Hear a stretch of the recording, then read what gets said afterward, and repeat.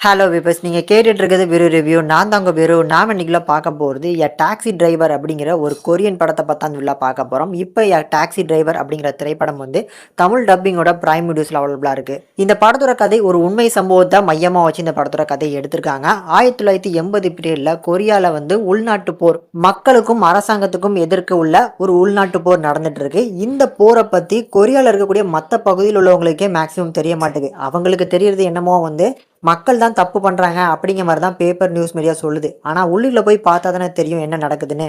அதை தெரிஞ்சுக்கிட்ட ஒரு ஜெர்மன் ரிப்போர்ட்டர் வந்து கொரியாவில் வந்து இது நடக்கக்கூடிய எல்லா விஷயத்தையும் உலகத்தில் இருக்கக்கூடிய எல்லாருக்கும் தெரியணும் அப்படின்னு சொல்லி முயற்சி பண்ணுறாரு அதுக்காக. ஸோ இப்படிப்பட்ட அந்த பயணத்தில் நம்ம ஜெர்மனி ரிப்போர்ட்டரோட நம்ம கதாநாயகனான டாக்ஸி டிரைவரும் சேர்ந்து இவங்க 2 பேரும் பயணிக்கிற அந்த பயணம் எப்படி இருந்துச்சு, இந்த பயணத்தில் இவங்களோட நட்பு, அந்த கலவரத்தில் இவங்க எதெல்லாம் எதிர்கொண்டாங்க, இது எல்லாத்தையுமே வந்து பார்த்தீங்கன்னா தெள்ள தெளிவாக ரொம்ப எமோஷ்னலாக சொல்லியிருக்க படம் தான் டாக்ஸி டிரைவர்.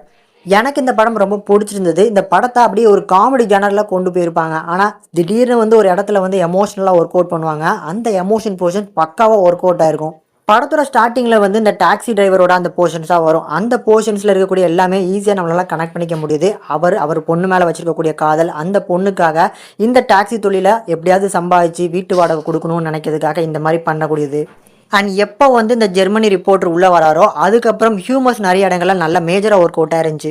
இதில் அந்த டாக்ஸி டிரைவர் வந்து அந்த உள்நாட்டை சேர்ந்த கொரிநாட்டை சேர்ந்தவர். ஆனால் அவருக்கு இப்படிப்பட்ட ஒரு போர் நடந்துட்டு இருக்கு, உள்நாட்டு போர் நடந்துட்டு இருக்கு அப்படிங்கிறதே அவர் ஷாக்கிங்காக தான் பார்ப்பாரு.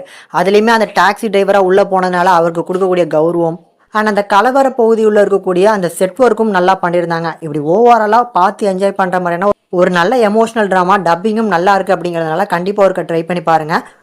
டாக்ஸி டிரைவர் அப்படிங்கிற இந்த திரைப்படத்துக்கு நம்ம சேனல் ரேட்டிங்னு பார்க்கும்போது 5 3.5 வரைக்கும் ரேஷியோ கொடுத்துருக்கும். கண்டிப்பாக ஒருக்க ட்ரை பண்ணி பாருங்கள்.